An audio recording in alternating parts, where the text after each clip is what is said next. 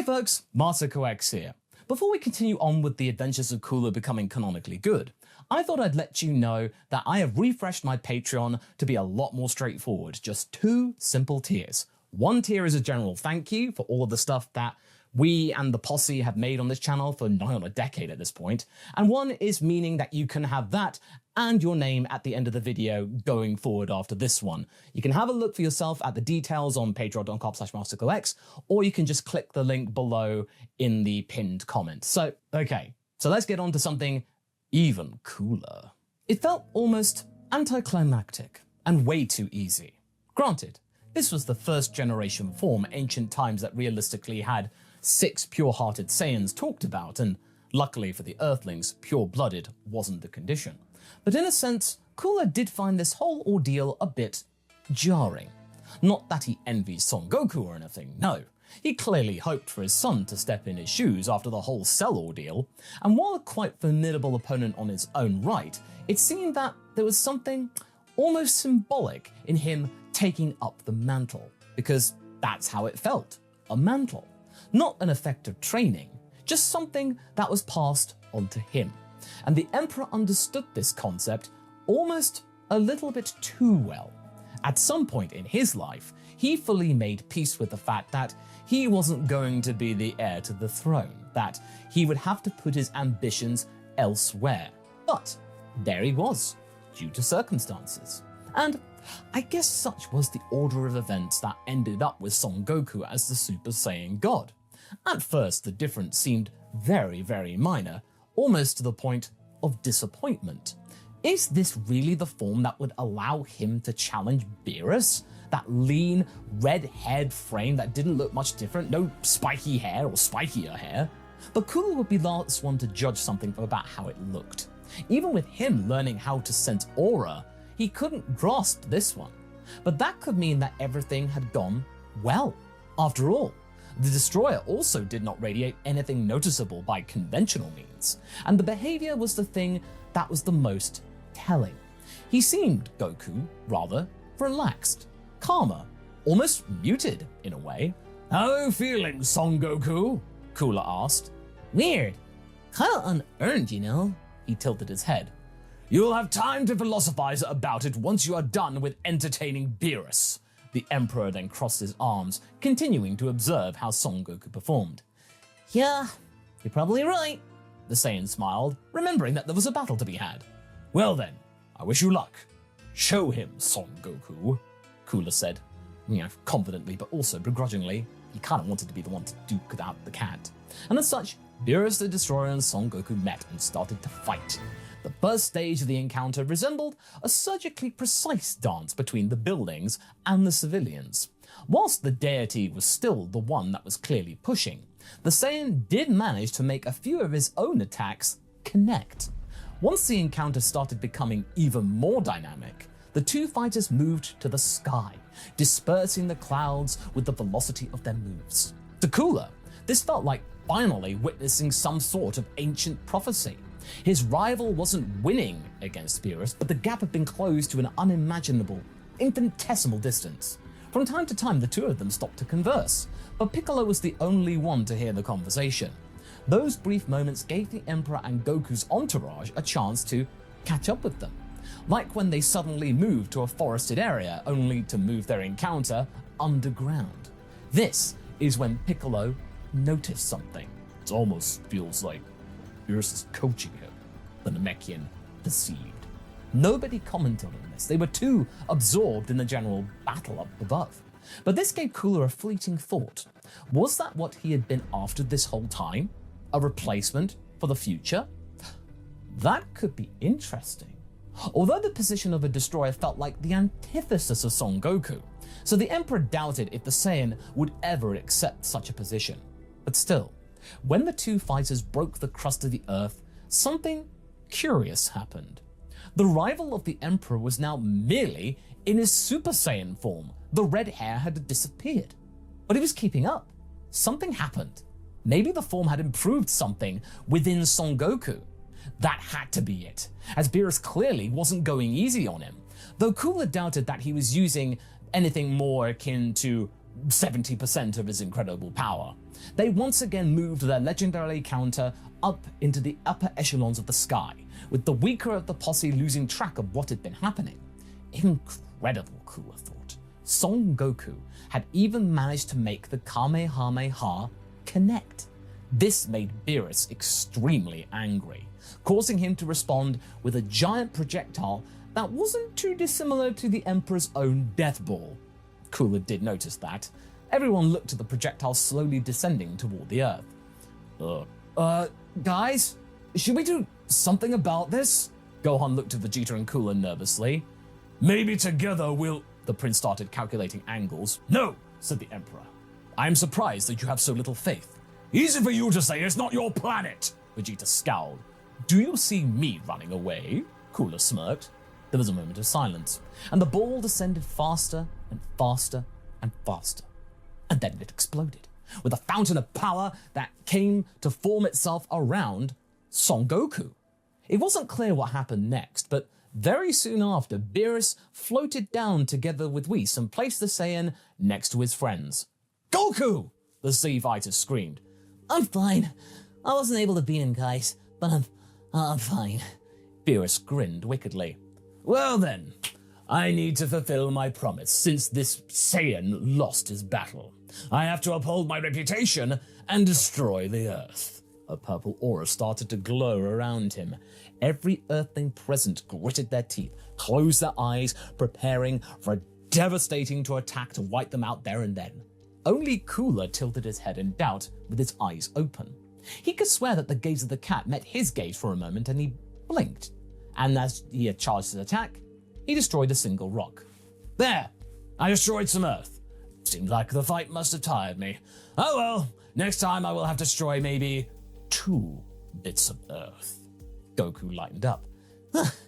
Thank you, Lord Beerus. He laughed, whilst also thoroughly exhausted. Next, the deity did something unexpected.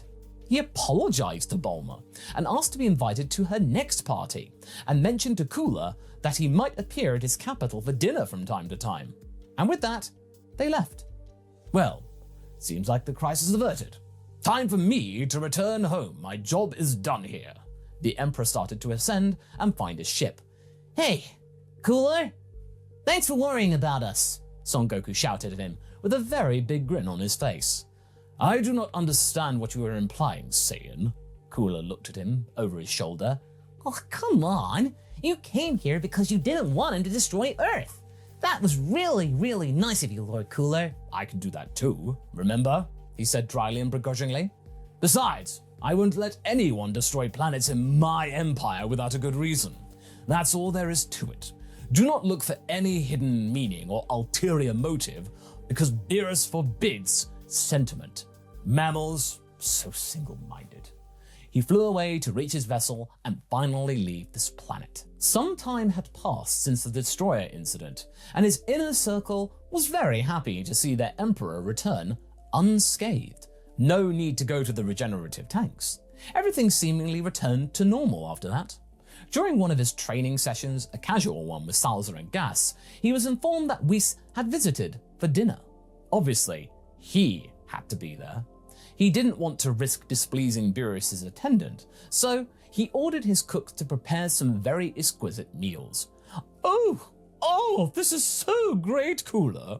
Now I can drop by 2 planets to have some of the best meals I've ever had. I assume the other one is Earth, yes? The Emperor looked at him inquisitively. Indeed. I have the little arrangement with Goku and Vegeta, you see. I train them, and they provide me and Lord Beerus with food. Isn't that so simple? What? Cooler's eyes opened wide. What they could possibly learn from... Oh, yes, you might have missed that. But as an angel, I am also Lord Beerus' teacher, you see. Did he just read his mind? No, impossible. He couldn't do that, and what's an angel? So that does make you the strongest. Stronger than Lord Beerus, perhaps. Well, at least in this universe. Yes, I heard this story once. So there are really 12 universes out there. Cooler looked at Whis. Indeed, this one being the 7th. Whis, you have to train me and tell me more. Whatever they are giving you, I can double it. But Monsieur Cooler, what will the Empire do when you are gone? Salza looked at his master, not really liking what he was hearing. Yourself, Berry Blue, and Kikuno are doing an excellent job at making good decisions in my absence. I have to do it to still keep my relevance up in the upper echelons of the galaxy. Whis raised an eyebrow. You, the Emperor of the Universe, wishing to train? I didn't think your father or brother ever did any of that. The angel seemed rather intrigued, and look where they went. And don't have their prodigious power, everything I got on my own. But I am willing to learn. Whis ate a spoonful of some dessert that was still moving him deeply. You know, that's an excellent question. Can your kind, whatever it may be, even attain God Ki? I'd be willing to give it a shot, though. Also, Goku and Vegeta could use another sparring partner to balance them out. You seem to be rather good at that. Wait, I'm going to be training with them? Can't we make it a private session or something? Whis then gave him a long and unusually stern look. I do not have time for private sessions. Besides, I think your gains will be greater if all three of you are going to take part in the same session. Just be sure to provide us with some excellent food and we can carry on with our arrangement. Can you come back to me in 12 hours of local time? I need to give the disposition to my advisors. Of course, don't you worry. I won't tell anything to the Saiyans if that's what you're worried about. I'll make it a nice little surprise. The angel smirked. Cooler rolled his eyes. Oh, great, Saiyans and surprises, he thought. And as such, he quickly reviewed the expansion plans with the rest. Most of the Empire seemed very stable, fortunately, and the project of new housing for the citizens should work well under Berry Blue. He promised his advisors that he was going to be giving them a very, very good paid vacation after this, once he was back from his training, however long it would take. An hour before Whis was supposed to appear, Salza visited Cooler alone, who packed some of his equipment. My lord, permission to speak freely? He asked a little bit hesitantly. Granted. The Brenchian sighed deeply. Why are you chasing the gap once again? We are at peace, Monsieur Cooler. You are second only to the gods. You really made a difference here. Why do you need more? I appreciate your objection, Salza, but there are 12 reasons why I wish to go even further. I have a chance to do so. I would be a fool to ignore it. If Saiyans can attain the divine levels of power, then so can we. They tend to attract issues stronger than them anyway. I wish to be ready. Just be careful, Monsieur Cooler. I shall. He saluted back, and Whis appeared precisely at that very second. When he did that, it took them a few moments to get Cooler to the strangest planet he had ever seen. The weirdest thing about was the fact it was not shaped like a planet. It was like a upside-down pyramid. And once there, he approached an unusual scene of two Saiyans sparring in the air. And when they saw him, they turned around and looked in disbelief. What's he doing here? Vegeta shouted with irritation. We smiled. Class, say hello to our new, transfer student. You have got to be kidding me. The prince seemed irritated. Hey, Glow Cooler, what's up? I am here to get stronger, Son Goku, not to be saying about what is up. The Saiyan smirked at this. Well then, you better be ready for some bruises then. And he then powered up, charging at the Emperor. Wow, this is a little bit of an introduction, he must have admitted Cooler. As mentioned before, most of Cooler's empire was quite stable. Most. There was, however, one small group that really didn't enjoy the new direction in which the universe was going. It seemed as if they considered this new regime to be too soft for their liking. Commander Sobe, said a pale, lean trooper. What? Yes, Tagama, said a short, blue-skinned alien in the captain's chair. We are approaching planet Earth, sir. The leader of the group smiled a little bit. Ah, good. Then we can start Operation F. Locate the Dragon Balls. And that's where we're going to be leaving things for right now.